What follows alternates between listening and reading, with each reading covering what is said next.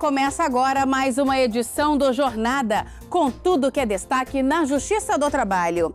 Todas as semanas fazemos uma viagem pelo Brasil, mostrando projetos e iniciativas que beneficiam o cidadão brasileiro.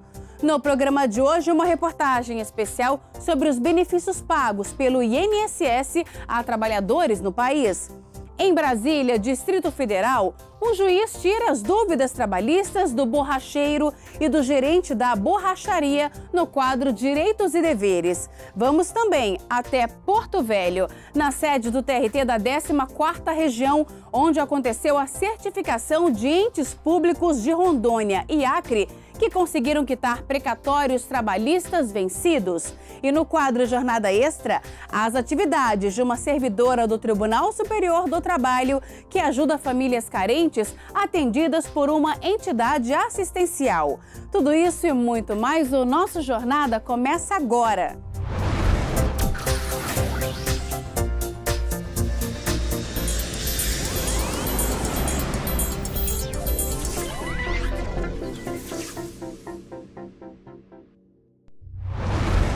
O trabalhador brasileiro tem direito a diversos benefícios previdenciários. Aposentadoria, auxílio-doença, salário-família, pensão por morte são alguns deles. Mas você sabia que para ter direito de receber esses valores, alguns requisitos precisam ser cumpridos? Como o tempo mínimo de contribuição, quantidade de dias de afastamento, dentre outros. Na reportagem especial de hoje, vamos conhecer todos os tipos de benefícios previdenciários existentes e quem tem direito a eles. Veja só. Quando a gente fala em INSS, vem logo à cabeça a palavra aposentadoria. Mas os benefícios concedidos por meio do Instituto Nacional do Seguro Social vão além das aposentadorias por invalidez, idade ou tempo de contribuição. Há várias outras situações em que é possível receber valores da Previdência Social, desde que o pagamento das contribuições previdenciárias, obrigatório para todos os empregados que trabalham sob o regime da CLT, esteja em dia. Se ela contribuiu para o sistema previdenciário, ela tem ali um rol de benefícios que serão concedidos a depender da contingência, ou seja, do que aconteceu, qual é o fato gerador do benefício, e se ela cumpre certos requisitos. Ou seja, além das aposentadorias, a Previdência Social abre um verdadeiro leque de benefícios aos segurados. Dentre eles estão os benefícios por incapacidade, que incluem o auxílio-doença, que é um benefício concedido pelo INSS ao segurado que fique doente ou sofra algum acidente que o torne temporariamente incapaz de trabalhar. Um dos principais requisitos para receber o benefício são possuir a carência de 12 contribuições, possuir a qualidade de segurado, comprovar a doença que o torne incapaz de trabalhar e, por último, estar afastado do trabalho há pelo menos 15 dias corridos ou intercalados, em um prazo de 1 mês. Auxílio acidente. Neste caso, o benefício é garantido ao segurado do INSS que tenha sofrido algum acidente e, por esse motivo, ter contraído alguma sequela permanente, que reduza a capacidade de trabalho do empregado. Aqui, o benefício é pago como forma de indenização, em função do acidente, e, portanto, não impede que o trabalhador continue exercendo sua profissão. O principal requisito é ter o tempo mínimo de contribuição. Também é considerado um benefício por incapacidade a aposentadoria por invalidez. Só que para receber qualquer um desses auxílios, o empregado precisa cumprir algumas determinações. Se há uma incapacidade, isso deve ser atestado por perícia, uma incapacidade temporária, ela vai então poder requerer o auxílio-doença. Se essa incapacidade já tem um caráter permanente, ou seja, o médico não consegue identificar a possibilidade de recuperação, aí ela é encaminhada para a aposentadoria por invalidez. Em ambas situações, ela tem que ter tido no mínimo ali 12 meses de contribuição sem atraso, que é o que a gente chama de carência, e essa perícia que vai identificar se houve ou não houve esse dano, que é a incapacidade para o trabalho. Isaneide divide o tempo entre o cuidado com a casa e o trabalho como atendente em uma lanchonete em São Sebastião, no Distrito Federal. Ela tem 2 filhos e, por receber um salário de pouco mais de R$ 1.200, recebe um dos auxílios do INSS, o salário família. O salário família é um valor concedido ao empregado calculado de acordo com o número de filhos que tenham até 14 anos, exceto no caso das crianças inválidas. Para receber o benefício, o trabalhador precisa ganhar um salário de R$ 859,89 a R$ 1.292,43. Para Ivaneide, que trabalha com carteira assinada e todos os meses contribui com o INSS, esse dinheiro é muito bem-vindo e ajuda bastante em casa. Ajuda muito também para comprar um caderno, para comprar uma apostila, né, um livro, para ajudar no lanche da escola, que todo dia que tem merenda na escola, né? Então a gente ajudava muito com isso, com essa compra, né? Além do salário família, ao salário maternidade. Os dois auxílios da Previdência Social fazem parte dos benefícios de proteção à família. No caso do salário maternidade, o benefício dura 120 dias. Nesse período, o INSS paga à mãe o benefício enquanto ela fica em casa, cuidando do bebê por conta da licença maternidade. É o caso da Francisca. Ela trabalha há mais de 20 anos com carteira assinada e sempre pagou em dia as parcelas do INSS. Agora que é mãe da pequena Kayla, passou a receber o salário maternidade. É bom, porque a gente, na verdade, a gente ainda está no período de resguardo da criança, né? E meu parto foi cesariano, então é 90 dias, no caso, que eu tinha que ficar de resguardo. E acaba que ajuda, porque a gente não tem como voltar a trabalhar antes disso, né? Para a empregada ou trabalhadora avulsa, a lei determina que o valor do salário maternidade seja o mesmo da remuneração, ou seja, o valor que ela recebe durante um mês de trabalho. No caso das empregadas domésticas em atividade, a lei determina que o valor desse benefício seja o mesmo do último salário de contribuição. Para os segurados especiais, que são os trabalhadores rurais que dependem da economia familiar para sustentar a casa e não possuem empregados, o valor é de um salário mínimo por mês de benefício. Para os demais casos, como contribuinte individual, facultativo e desempregado em período de graça, que é o prazo no qual o cidadão, mesmo sem estar fazendo recolhimentos ao INSS, ainda mantém a condição de segurado, ou seja, pode ter direito a algum benefício, o valor do salário maternidade é calculado em 1/12 da soma dos últimos 12 salários de contribuição, apurados em período não superior a 15 meses. O INSS vai pagar o salário maternidade para as seguradas, pressupondo também que a mulher estaria ali um período temporariamente incapaz para o trabalho. Entretanto, aqui é curioso, porque hoje houve uma ampliação garantindo também o salário maternidade para a mãe adotante ou o segurado também adotante, para os homens. Mostra que o ordenamento jurídico foi cada vez mais focando na criança e não apenas na mãe.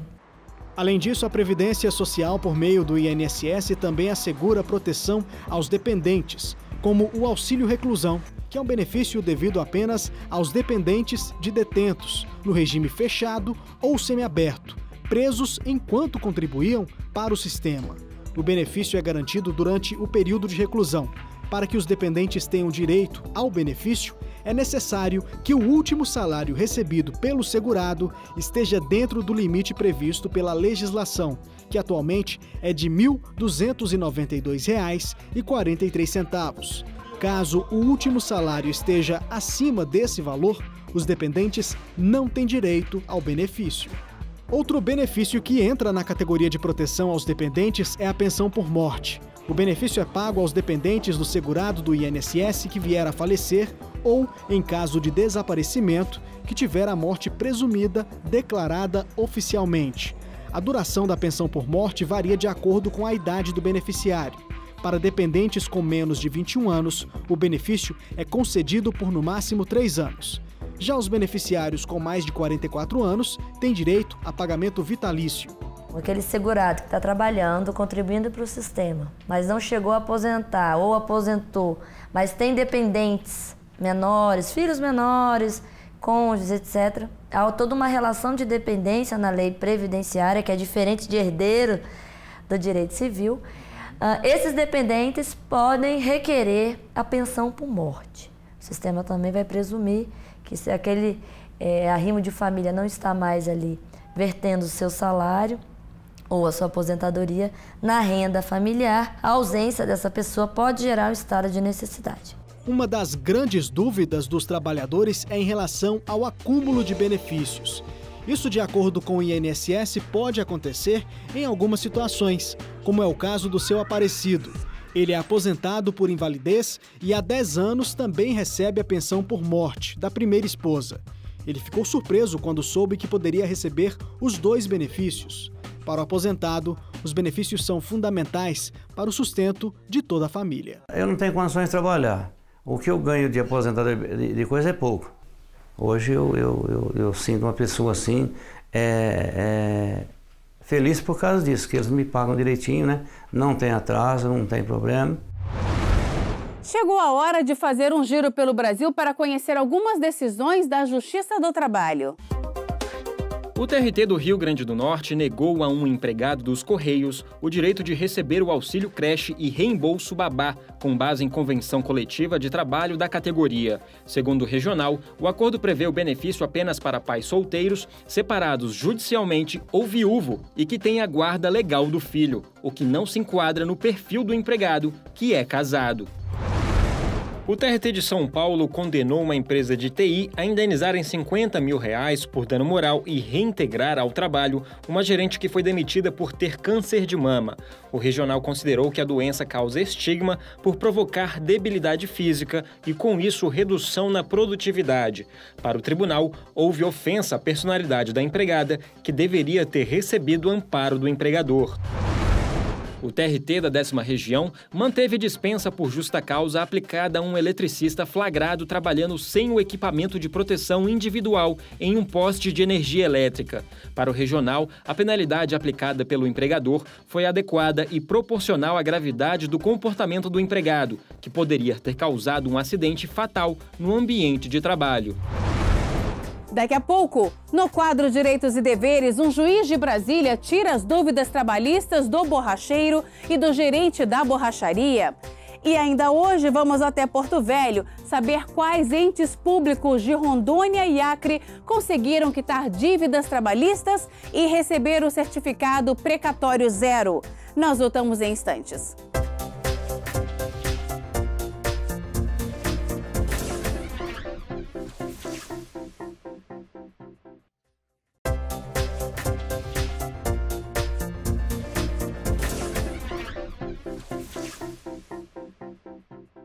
Chegou a hora do JT em Ação, com iniciativas de destaque da Justiça do Trabalho.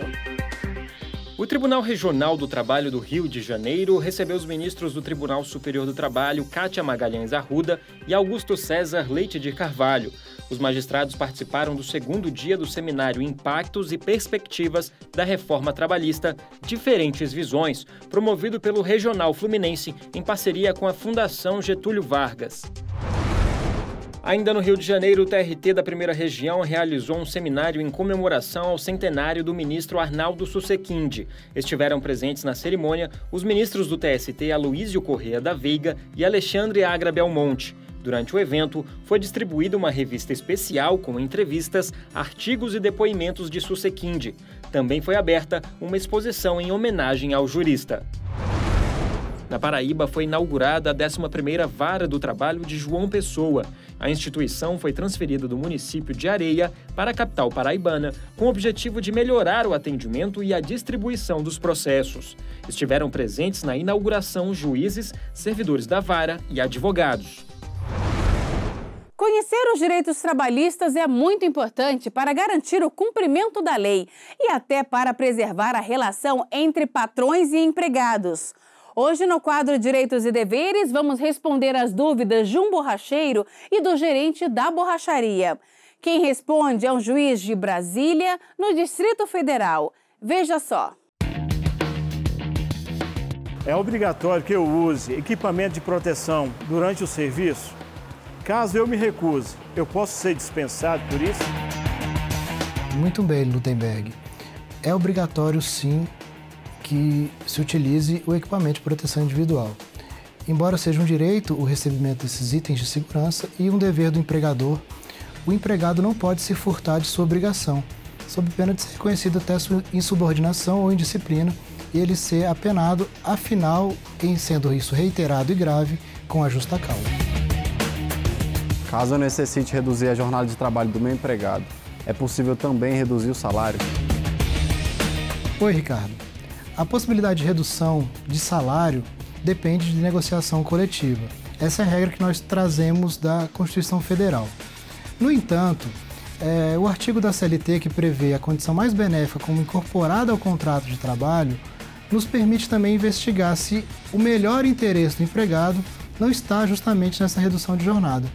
Em sendo isso comprovado, eu entendo que sim, é possível tanto a redução da jornada como a consequente redução da sua remuneração. Com a reforma trabalhista, o que deixa de ser contado como hora trabalhada? O tempo à disposição do empregador continua sendo a premissa básica de sua remuneração. No entanto, a reforma trabalhista trouxe modalidades de contratação diferentes, como o trabalho intermitente, que é remunerado apenas e especificamente aquela hora em que o trabalhador é convocado para o serviço. Mas duas situações pontuais chamam ainda mais atenção. É a questão das horas in itinere, que são aquelas destinadas ao trajeto da residência até o local de trabalho, que no regime anterior seriam remuneradas desde que o local de trabalho fosse de difícil acesso e a condução fornecida pelo empregador. A partir do advento da Lei 13.467, em hipótese alguma, essas horas serão remuneradas. Uma outra situação é a do tempo residual. O tempo residual é aquele excedente a 5 minutos em cada cômputo de jornada ou de 10 minutos no total do dia. Caso esses limites fossem ultrapassados antes da reforma, o trabalhador teria direito à sua remuneração. Agora existe um critério novo, de acordo com o interesse do empregado. Se esse tempo, ainda que ultrapassando esses limites já mencionados, for destinado a atividades do interesse do empregado, seja lazer, seja por segurança ou outras mencionadas no artigo da lei, elas deixam de ser remuneradas. Com a reforma trabalhista, qual o limite máximo da jornada de trabalho? E de quanto tempo deve ser o intervalo para que o trabalhador retorne à empresa? A reforma trabalhista não alterou os limites de jornada de trabalho. Então, continua sendo impositivo o limite diário de 8 horas e semanal de 44 horas. No entanto, existe a possibilidade de compensação, de modo que a prorrogação em um dia ou em uma semana seja compensada nos períodos seguintes. Com relação ao intervalo, a jornada acima de 6 horas torna obrigatório o intervalo mínimo de 1 hora. A reforma trabalhista trouxe a possibilidade de negociação coletiva com relação à duração desse intervalo, autorizando a redução, desde que firmado acordo ou convenção coletiva de trabalho, para até 30 minutos. No próximo bloco, entes públicos de Rondônia e Acre quitam dívidas trabalhistas e recebem o certificado precatório zero do TRT da 14ª Região. E no quadro Jornada Extra, as atividades de uma servidora do Tribunal Superior do Trabalho que ajuda famílias carentes atendidas por uma entidade assistencial. Nós voltamos daqui a pouco.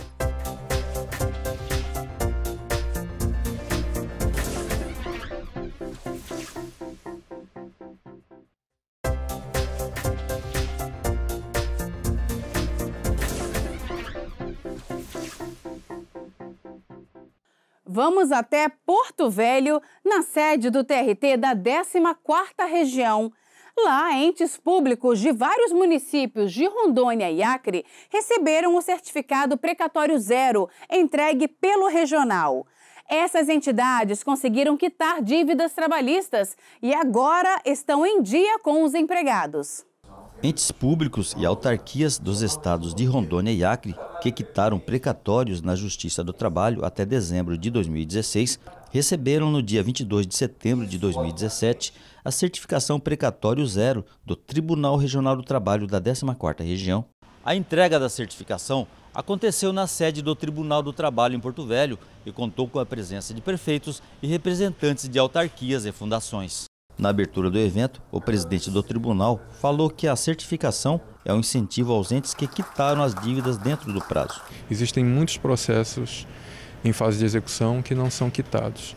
em especial em relação aos entes públicos, também é um grande problema. E, por isso, o tribunal instituiu o programa Precatório Zero, que é uma forma de incentivar e homenagear os entes públicos que conseguem quitar as dívidas no prazo correto. Ou seja, é uma forma do tribunal chamar os entes públicos, municípios, estados, autarquias, para que essas entidades tomem a consciência de que é importante manter o pagamento em dia. Isso é uma resposta à sociedade, é uma resposta aos cidadãos e mantém a segurança jurídica, com certeza, e mantém as relações sociais estáveis, demonstrando que mesmo o ente público sendo devedor, ele vai quitar a dívida. A certificação reconheceu o comprometimento do município de Porto Walter, interior do Acre, com a quitação dos passivos trabalhistas. Hoje em Porto Walter não existe nenhum passivo a ser pago, então isso reflete o compromisso que a administração tem para com os seus servidores e terceirizados. A Associação Rondoniense de Municípios esteve representada no evento pela advogada Ivonete Cajá. Para ela, o município que quitou o precatório na Justiça do Trabalho é vitorioso. O município que conseguiu hoje estar recebendo esse título de precatório zero realmente é um vitorioso. É um município que conseguiu alcançar o objetivo dele. Apesar da dificuldade que ele tem passado, ele tem conseguido cumprir. Então eu acho que é um grande avanço para os municípios que hoje aqui estão recebendo esse título. Eu acho importante o município ter essa vontade de sempre estar em dia com as suas contas, mostrar que é possível, né, pagar a quem devemos direitinho. E é isso que nos alegra de estar aqui recebendo a certificação hoje. Chegou a hora de conhecer a rotina de uma servidora do Tribunal Superior do Trabalho que doa parte do tempo livre que possui a famílias carentes de Sobradinho, Distrito Federal. É o que você confere no quadro Jornada Extra de hoje. O clima é de festa e muita animação. Aqui, junto com as famílias, as crianças fazem o que gostam. Aula de violão, de desenho, tem até aula de como fazer tapetes, mandalas, origamis. Muito atentas, elas não querem perder nenhuma dica. É nessa espécie de alojamento que funciona a Casa do Caminho. O projeto atende hoje a cerca de 60 crianças e 30 adolescentes. Uma delas é a Cananda. A menina de 9 anos vem para cá todos os dias e aprende bastante, inclusive matérias consideradas bem difíceis. Eu não sabia de nada de matemática. Eu aprendi a matemática aqui. Com as aulas na Casa do Caminho, ela conseguiu evoluir muito na escola. Tinha vezes que eu pensava em desistir, que quando eu entrei, eu fui para a continha de vezes. E eu fiz um monte de continha de vezes e não conseguia. Aí teve um dia que eu consegui, aí eu fui para de 3. Aí eu já queria mais e mais aprender. Aí chegou um professor, que ele se chama Wallace, aí ele ensina a gente a divisão, a fração, essas coisas. Além de estudar matemática, lê livros, tem aula de violão e aprende mais do que números e partituras de música. Eu sinto alegria daqui porque, assim, eu aprendo mais sobre todas as coisas daqui, eu aprendo muito. Eu sinto porque eu aprendo sobre um monte de coisas, a tia Márcia também ensina. Eu não tinha paciência, a tia Márcia que me ensinou paciência. Você gostou? Gostei. Márcia, a quem a pequena se refere, é servidora do Tribunal Superior do Trabalho desde 2001. Ela e o marido já faziam trabalho voluntário em um asilo de Brasília e tiveram a ideia de construir um espaço para ajudar famílias carentes. A gente participava de um grupo na quadra 14, no Lar dos Velhinhos. E a gente participou lá durante muito tempo e depois desse tempo a gente sentiu necessidade de continuar com os filhos da gente, realizando alguma coisa, fazendo uma outra atividade, que a gente poderia expandir aquilo que a gente já fazia. Para desenvolver o trabalho, Márcia conta com a ajuda de pessoas da própria família e de voluntários. Eles recebem as crianças e os adolescentes de segunda a quinta no período da tarde para dar reforço escolar e muitas vezes até adiantar os estudos das matérias que aprendem na escola. Aos sábados, acontecem reuniões maiores com as famílias que participam das oficinas de artesanato, mas não para por aí. Eles também falam sobre valores, como, por exemplo, respeito ao próximo e como ajudar e ser ajudado de diversas maneiras.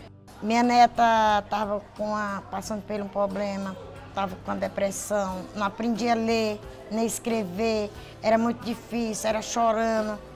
Quando ela começou a frequentar aqui, hoje minha neta sabe ler, sabe escrever, é feliz, é brincando, todo mundo feliz. Para mim, isso é muito bom. Eu passei um ano sem... Falei, isso não é para mim não, eu não vou conseguir isso não. Aí fiquei, sabe, lutando comigo mesmo.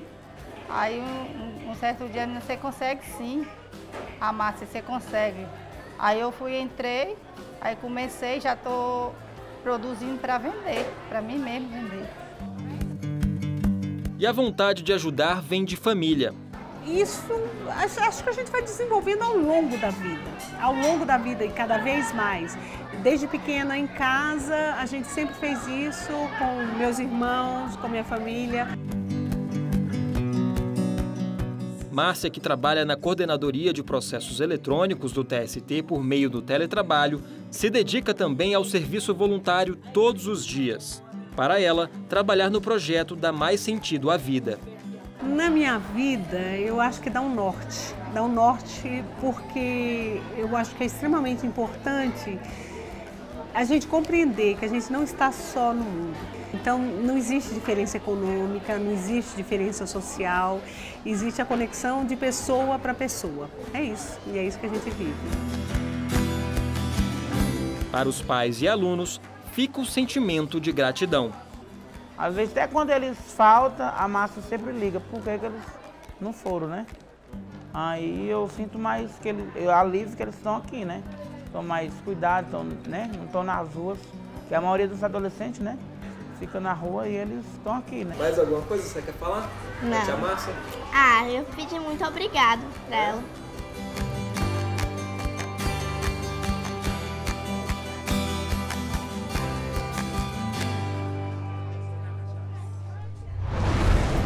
E o Jornada termina aqui. Muito obrigada pela companhia e até o próximo programa.